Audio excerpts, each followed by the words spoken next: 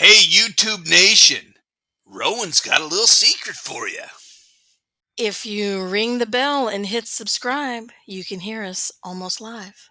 And you want to hear us first.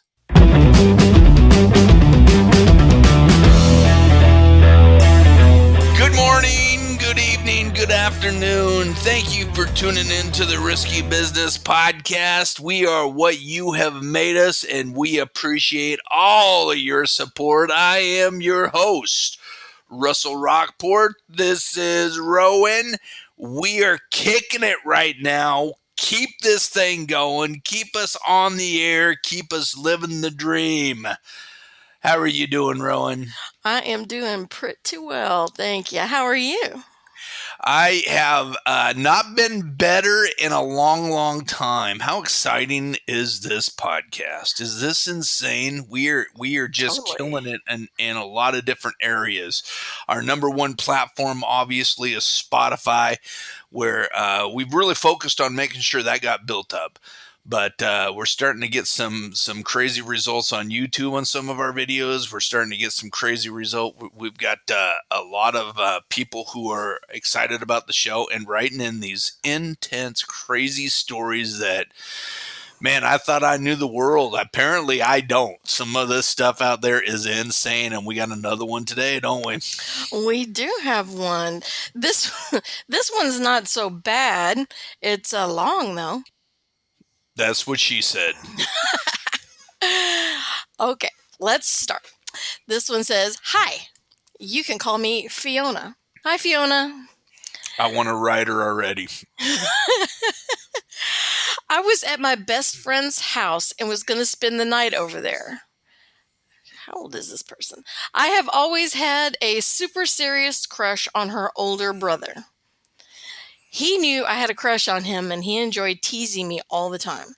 He always seemed like he was flirting with me, even though he would pick on me the same as he would his sister. This one particular sleepover, I decided that I would be brave and make a move on him. I waited until it was late and my friend had fallen asleep. Then I sneaked out of her bedroom and headed down the hall. I figured that I could always say I was going to the bathroom if she woke up or someone saw me. Hmm. Sounds sneaky. Sounds young. And she does. I went down the hall and stopped by his bedroom door and listened. I could hear that he was awake and it sounded like he was playing a video game. I started to knock on his door, but it was not even shut all the way, so I just pushed it open a hair. He either heard or saw the door move and looked up and saw me standing there. He looked surprised to see me there, but waved me into his room. He asked me if I wanted to play a game. I really didn't want to play a video game. I wanted to kiss him. But I nodded yes, and he patted the bed next to him, and I walked in and sat down. He laughed at me and asked why I was acting so weird. I didn't really know what to say. I didn't think I was acting weird. But he got up and walked over to his door and closed it. He Of walked course he did. Yeah. He walked back over to me and sat back down. He asked me what I wanted to play. I looked at the TV for a minute before I looked at him and leaned over and gave him a kiss before I could think about it again. I definitely took him by surprise. He did not expect me to do that at all.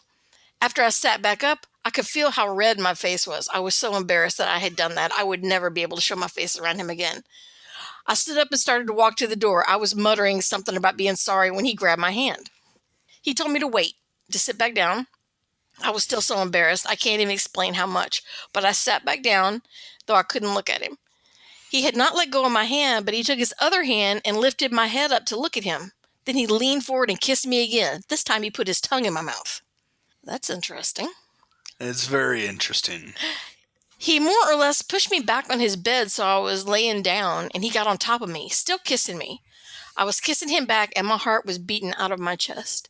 His shirt was already off, but he reached up under mine and grabbed one of my breasts. I was out of my mind with lust for this guy. He was driving me insane. With his free hand, but honestly, it seemed like he was all hands, he shoved my little sleep shorts down to my mid-thighs and then put his hand between my legs. Wow. Yeah. I tried to push him away. Not very much, but a little. She was pretending to struggle. I was so incredibly embarrassed that he would be able to feel how wet I was, and I was like, "Oh my god." She was like, "Oh my She gosh." was concerned at this point at how she would. Okay. I don't know. He put one of his fingers inside of me and his thumb on my clit. I can't even believe I am admitting to all of this, but I came immediately. He stopped kissing Wow. me long enough to look at me and grin. He said, "Oh, that must have felt good." Yeah. She came right away. Yeah, I would say so. He sat up and yanked my shorts the rest of the way off while I was trying to pull my shirt down and cover myself. He said it was way too late for that. So he stood up and dropped his basketball shorts to the floor. His dick was so hard and it kind of pointed upward a bit. What? It was pointing? I kind of scooted back on the bed a little bit and he leaned over me, reached over my head and into the drawer of his bedside table. He grabbed a condom and asked me to put it on him. I'd never done that before, but with his help, I got it on him and he leaned over to kiss me again. And when he did, he lowered himself and slowly pushed his dick into me. Well, now, That was quite the trick. yeah, it's pretty clever.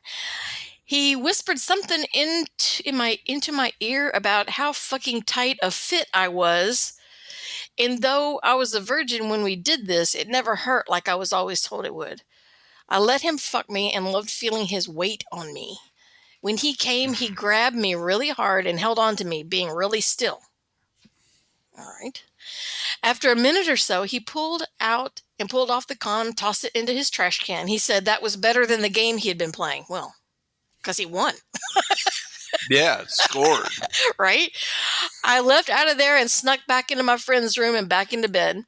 The next morning, when we're all in the kitchen, I could barely make eye contact with him because every time I did, he would grin at me and wink or make a kissy face.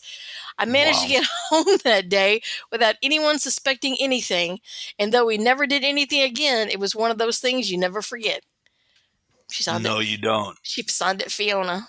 Well, this is my take on this one, and we need some more details on this. But this is, I was originally thinking she was extremely young, but now I'm starting to think this is a brother and a sister who have an apartment together or something along that line, because there was no mother, father, or anything in that story, which makes me feel a lot more comfortable talking about this.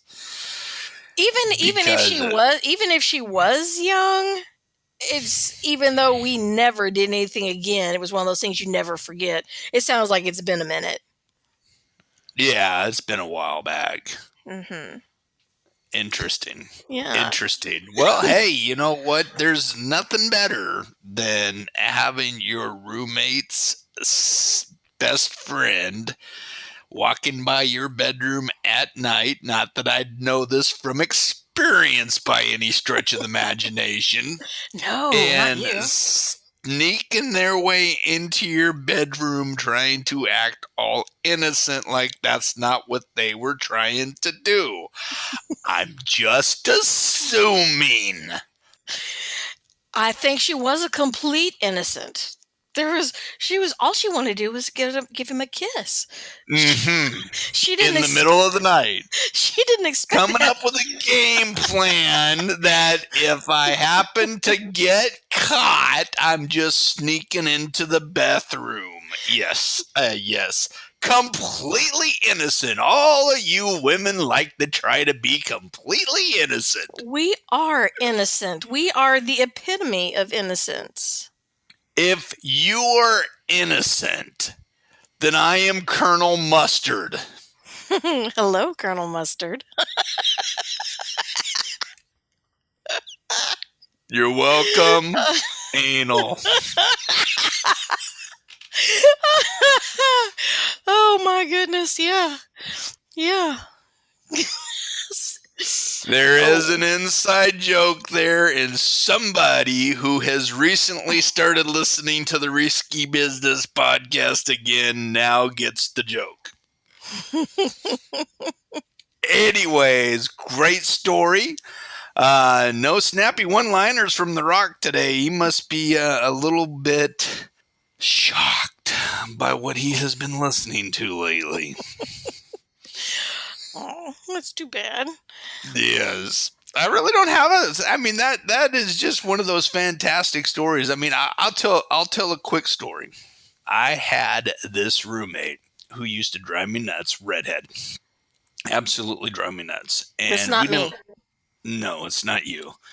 This was back when I was 17, and we had a place together. She was a little bit older than me, and I had the furthest door down, and she had the next one out, and the bedroom was past her door. So I used to have to walk by her, or excuse me, the bathroom. I used to have to walk by her room to go to the bathroom, and she would always leave her door open just a crack at night. And it just was a coincidence that I happened to walk by every single time that I would go to the bathroom, and her light was on, and she would be in there in full view of me masturbating. And every single time that I tried to go in, she would point at me with an angry look and tell me to go away. But she always left it open so that I can see. She liked being watched.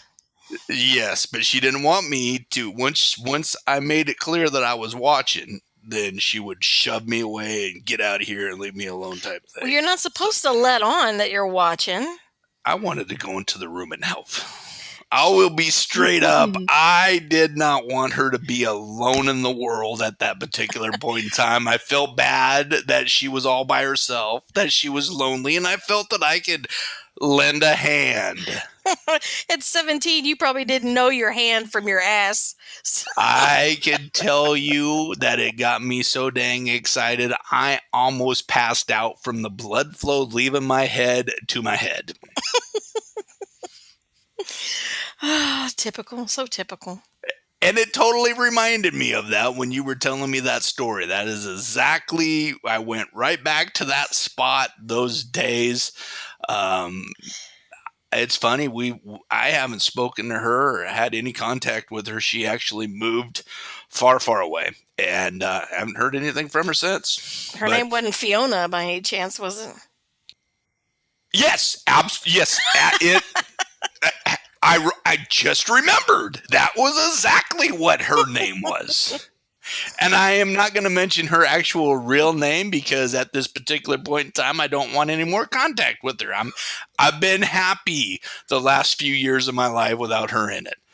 But it is a great memory that I had, and that was a great story. Thank you very much, Fiona, for writing in.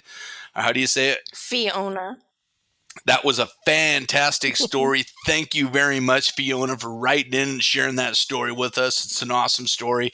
We appreciate all of our listeners for sending stuff in there. Just makes our job a lot easier, just reading these emails, and people are loving them. I mean, we're getting comments, we're getting emails, we're getting all kinds of stuff about these stories. Keep it up. We want to hear them.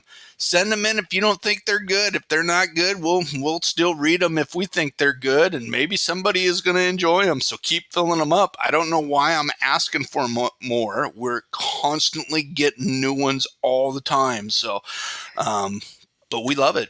I love reading them. It makes my whole day.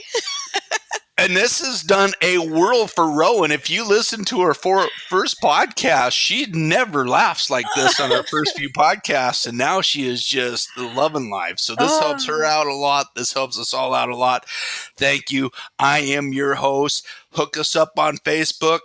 Hook us up on riskybusinesspodcast.com. Check us out on Spotify, Apple. Check us out. Figure us out. Get us going. Put the follow, the like, everything you need to do to continue to listen to the Risky Business Podcast with Rock and Rowan. I am your host, The Rock. This is Rowan Darkthorn, and we will see you between the sheets. Stay naughty. Don't be left out. Hit that subscribe, that follow, that like, ring the bell, whatever it takes to join us in the dark. And you can come sit by me. I have all the cookies.